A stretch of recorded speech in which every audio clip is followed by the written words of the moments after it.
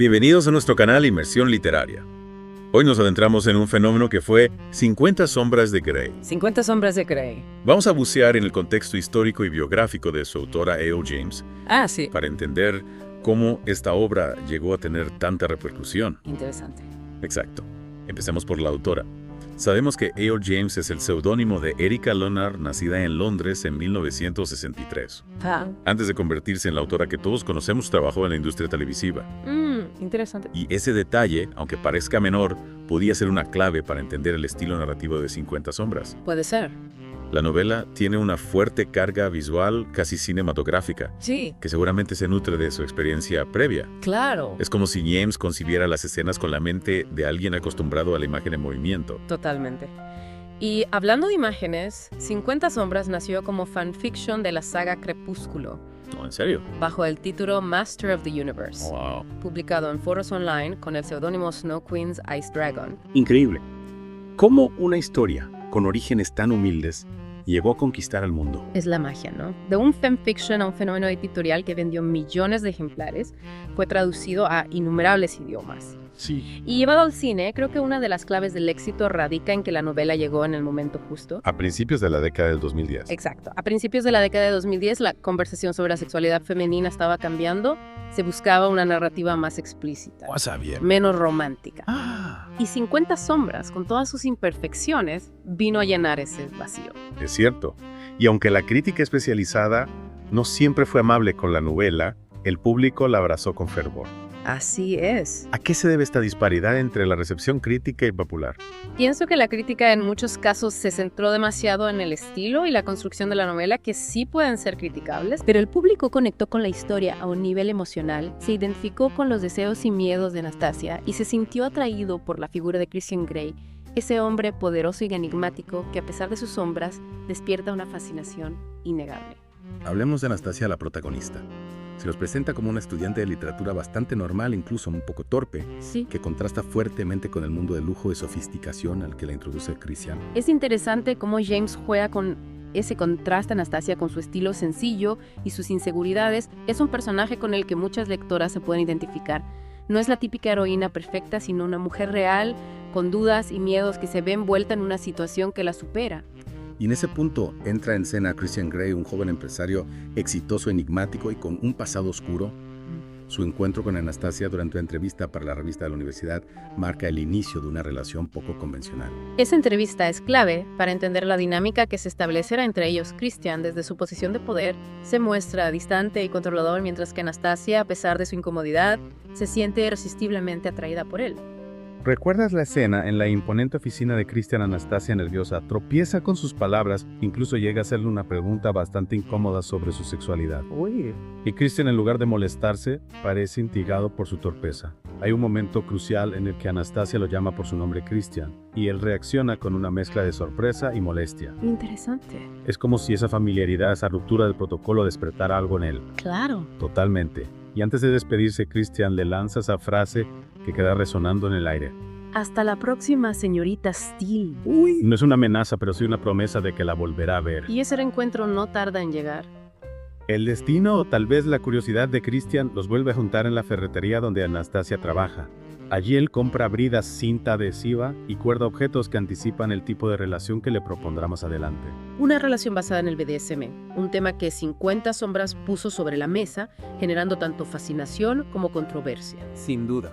¿Cómo crees que la novela aborda esta temática? ¿La romantiza o la presenta de forma realista? Esa es una pregunta compleja que requiere un análisis más profundo. Lo que sí podemos decir es que James, al incluir el BDSM en una novela romántica dirigida a un público masivo, abrió un espacio para la conversación sobre un tema que hasta entonces era tabú. Sin duda. 50 sombras de Grey no es una novela que deje indiferente a nadie.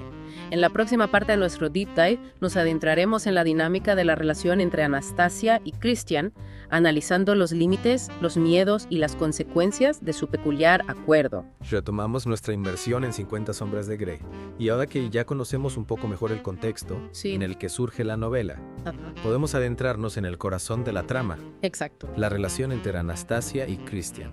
Una relación que, como bien mencionábamos antes, está marcada por el BDSM. Christian desde el principio le propone a Anastasia un acuerdo muy particular, Un contrato que define roles y límites muy específicos dentro de esa dinámica de dominante y sumisa. Exacto. Y aquí es donde James realmente juega con fuego. Presenta el BDSM en una novela romántica, destinada a un público mayoritariamente femenino. Era algo arriesgado para la época. Sí. Pero también fue una de las claves de su éxito.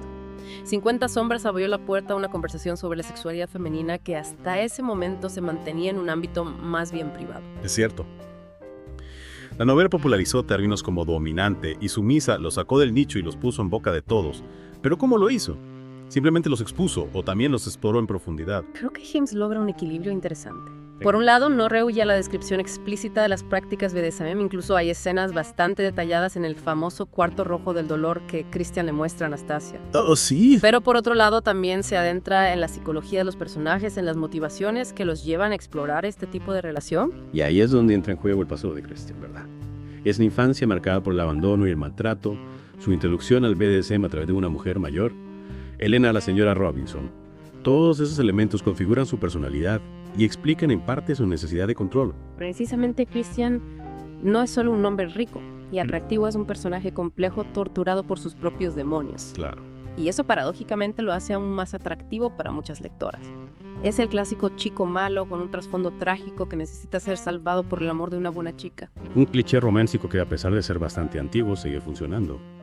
Pero volviendo a la dinámica BDSM, ¿crees que James la romantiza o la presenta de forma realista? Esa es una pregunta que ha generado mucha controversia. Hay quienes critican la novela por presentar una visión distorsionada del BDSM, argumentando que la relación entre Christian y Anastasia está basada en la manipulación y el control, y no en el consentimiento y el respeto mutuo, que son pilares fundamentales en cualquier práctica BDSM sana. Es cierto, Anastasia, a pesar de su curiosidad inicial, experimenta muchas dudas y miedos a lo largo de la novela. Se debate entre la atracción que siente por Christian y la incomodidad que le genera su forma de relacionarse. Y esa lucha interna es uno de los puntos fuertes de la novela. Anastasia no es una sumisa pasiva, sino que cuestiona a Christian, le pone límites. E incluso intenta comprender las razones detrás de su comportamiento. Es como si James, a través de Anastasia, estuviera invitando a las lectoras a reflexionar sobre sus propios límites, sobre lo que están dispuestas a aceptar en una relación, sobre la importancia del consentimiento y la comunicación. Exactamente. 50 sombras de Grey no es solo una novela erótica, también es una historia sobre el poder, la manipulación, la búsqueda de la identidad y los límites del amor. Y por supuesto sobre la importancia de la comunicación.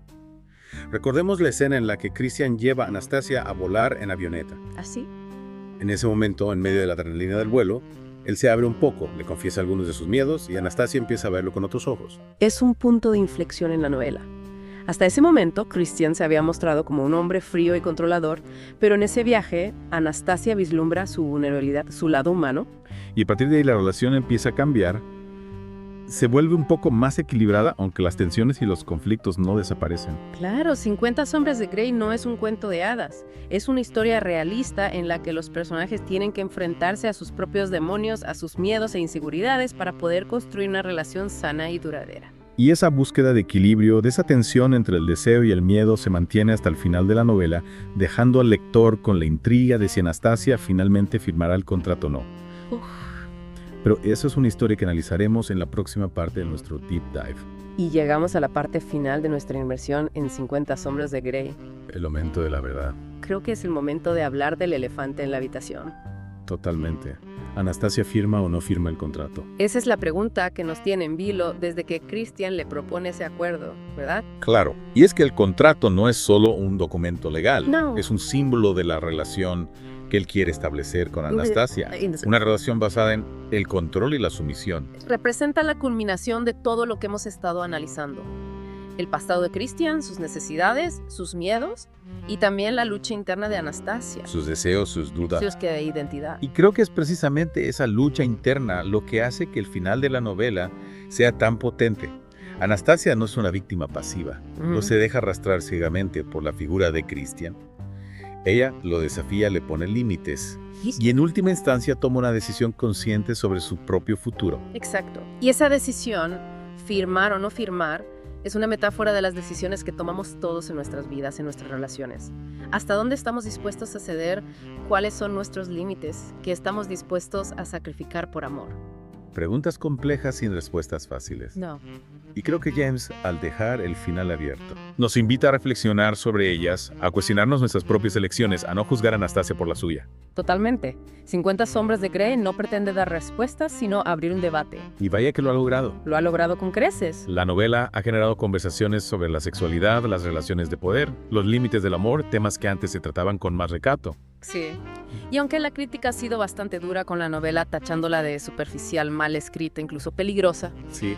no podemos negar su impacto en la cultura popular. 50 sombras ha puesto sobre la mesa temas que antes eran tabú, ha despertado la curiosidad de millones de lectoras y ha generado un debate social que va mucho más allá de la literatura. Es una novela que ha polarizado a la crítica y al público, Totalmente. pero que sin duda ha dejado huella. Sin duda. Y eso en el fondo es lo que busca cualquier obra de arte.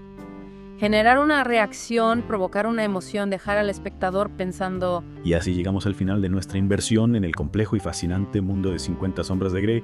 Esperamos que este análisis les haya brindado nuevas perspectivas sobre la novela y sus personajes. y que les haya animado a seguir explorando, a cuestionarse, a buscar sus propias respuestas. Al fin y al cabo, la literatura es un viaje y cada lector recorre su propio camino. No olviden darle like a este video. Si les ha gustado, suscribirse a nuestro canal Inmersión Literaria para más análisis y debate sobre grandes obras de la literatura y compartir este contenido con quien crean que puede interesarle. Hasta la próxima.